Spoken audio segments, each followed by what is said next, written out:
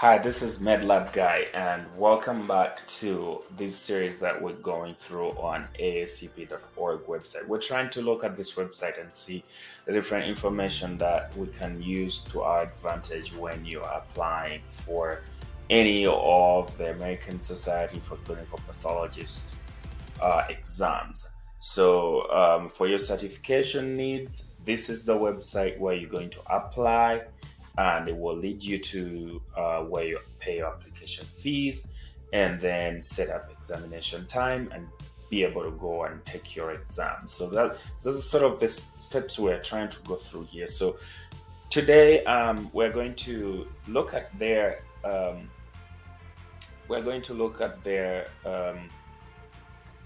BOC examination eligibility assistant. And remember, this is only for US certification only. So if you're an international applicant, you're working on your ASCPI, you don't have to worry about this. Just go straight and look at your routes of eligibility.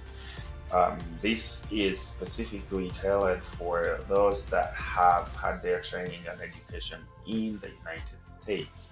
So let's get into it and see what how we can use this very simple feature. So I'm gonna click on that, and I'm gonna look at as you can see right now, it brought me here to examination eligibility assistant, and there's a very quick introduction here on what you need to do. This does not guarantee exam eligibility, but serves as a guide in helping you decide to apply. So even if it tells you no, this is not the final word. ASCP is the final word. You reach out to them and tell them, I'm having challenges. I need your help to really help me see if I qualify. They will most definitely write back to you and let you know. So this is really here as a guide, but it's not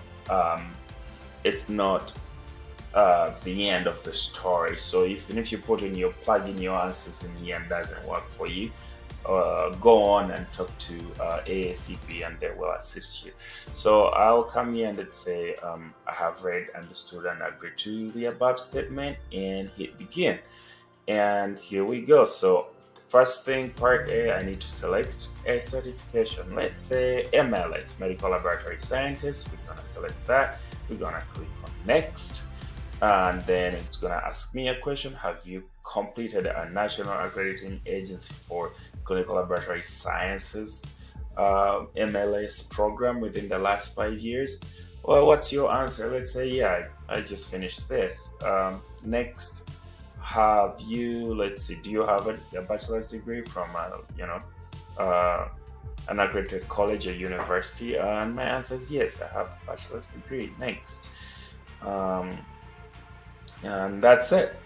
Based on your responses, that's all you need. You have a bachelor's degree and you just finished a program within the NAACLS program that you achieved within the last 5 years. So you are eligible for Route 1 of this exam. So if we start over and say, let's try to do medical lab technician, all right? We select that. Next, it's gonna ask us if you have completed again NACLS or ABHES accredited MLT program within the last 5 years, and if the answer is yes to that, then we go to next.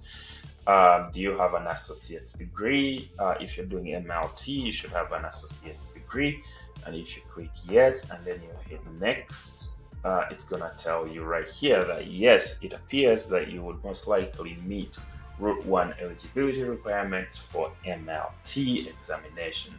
So it's pretty simple, straightforward, shows you exactly what you need. And if you do not, meet some of these requirements, it will also show you the other routes that you could explore. Again, if you can't really use this eligibility assistant to help you, it's not the end of the world. Remember that you can always go and check other sites. Go and check. Write to ASCP. I think that's what you should do first. Write to them and say, hey, this is what I am. Did this and this kind of training and this training. Do I qualify? And they'll look at your. They may ask for more paperwork, for more information from you. Just feel free to share that information with them, and they will most definitely assist you to get you into this program. If you do not, you're not eligible, then work on the documents, work on the requirements that you need to become eligible. I highly recommend that you do not go on and try to apply and make payments when you are not fully eligible. Always make sure that you're eligible first before you even try to start preparing for this exam. So that was it for today. We really wanted to look at this examination eligibility assistant. If you have any questions, reach out to me, and I will see you again and again. Don't forget to subscribe. Thank you and see you soon.